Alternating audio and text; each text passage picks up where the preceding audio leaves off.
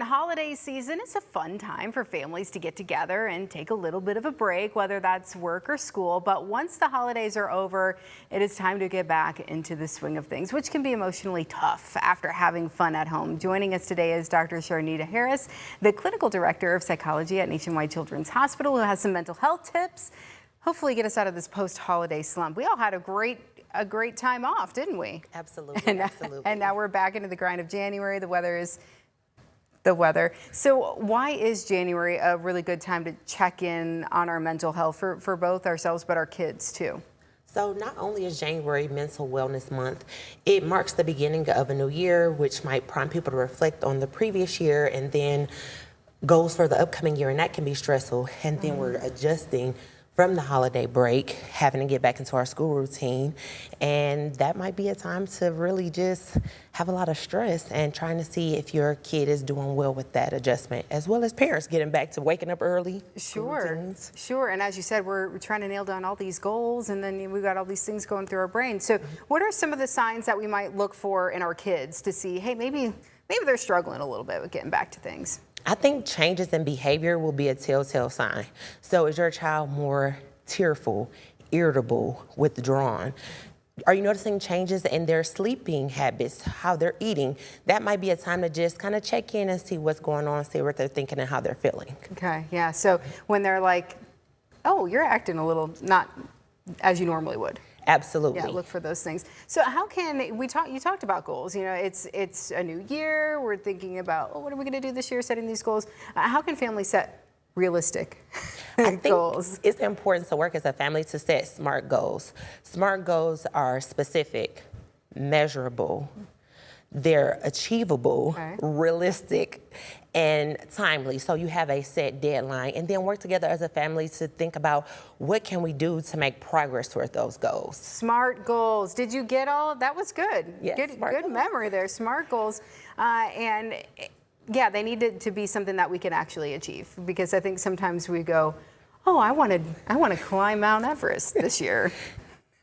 That's just not going to happen, is it? Right. Not for me anyway. Make sure it's realistic. Make sure it's something that you can really do objectively, and working together as a family to figure out how we're going to reach it. Okay. What about routine? Because as you mentioned, so during the holiday season, we kind of got out of that routine. We just kind of did whatever we wanted for a couple weeks, and now we're getting back into the routine. But how can routine, what role does it play in our mental health? Because I imagine it is actually fairly helpful.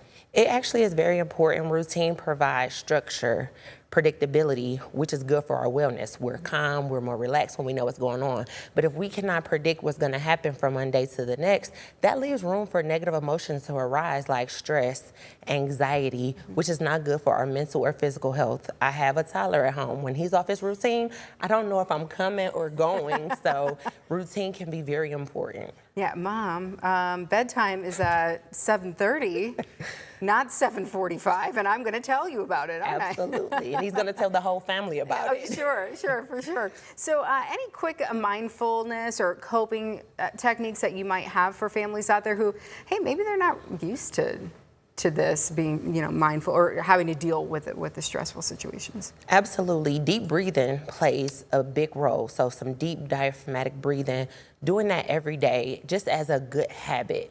Taking time to exercise, doing the things that you enjoy, give you a sense of achievement, belonging, meditation, and just really trying to engage all five senses. Okay. Yeah, oh, think about that, all five. I do like the idea of stopping and taking a breath too, because it seems so simple, but it really is effective, isn't it? It really is effective because it can calm our heart rate. It can really open up our blood vessels for the blood flow, the oxygen, and those are really good things for how we're feeling. And so, yep, take a beat, take a breath. Right? Absolutely. Yeah. And if you do notice that your kiddos or yourself, you might be in a position you need to seek professional help.